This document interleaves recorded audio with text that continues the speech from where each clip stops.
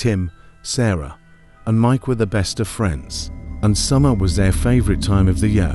One hot July afternoon, they gathered at their usual hangout spot under the old oak tree in Tim's backyard. They were bored and looking for adventure. "I heard there's a haunted house on Maple Street," Sarah said, her eyes wide with excitement. "Haunted? Seriously?" Tim raised an eyebrow. "Yeah, my older brother told me. He said nobody has lived there 4 years because it's cursed," Sarah replied. Mike, the bravest of the trio, stood up.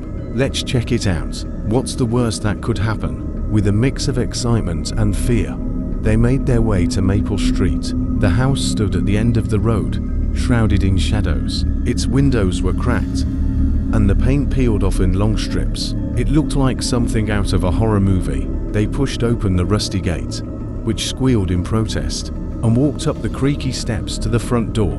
Tim hesitated for a moment, then turned the handle.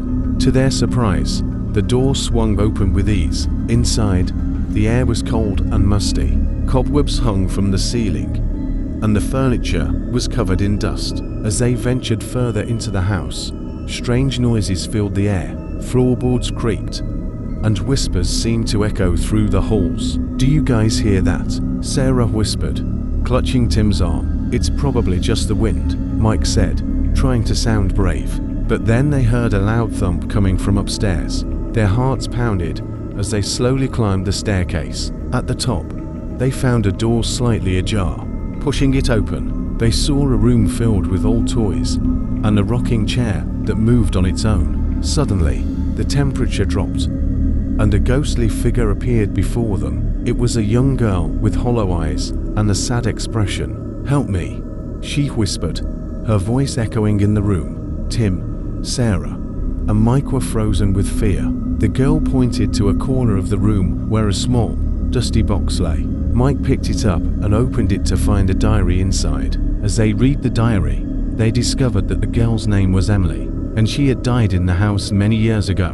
Her spirit was trapped, and she couldn't find peace. Determined to help her, they read through the diary and found a way to free her spirit. They gathered the items mentioned in the diary and performed a ritual. As they finished, Emily's ghostly figure began to fade, a look of gratitude on her face. "Thank you," she whispered, disappearing into the light. The house seemed to come alive with warmth and light.